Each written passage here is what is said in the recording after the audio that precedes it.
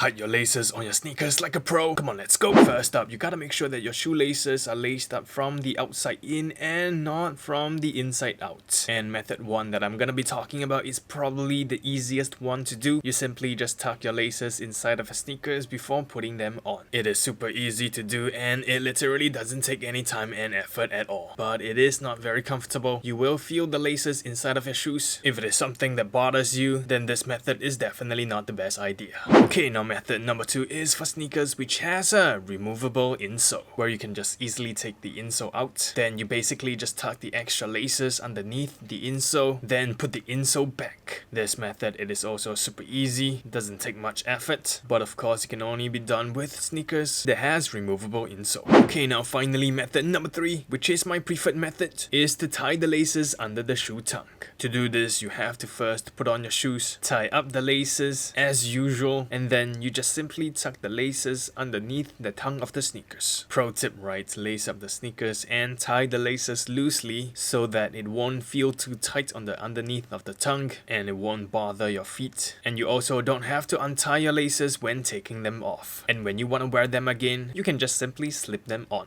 And there you go, very simple, super clean, incredibly neat.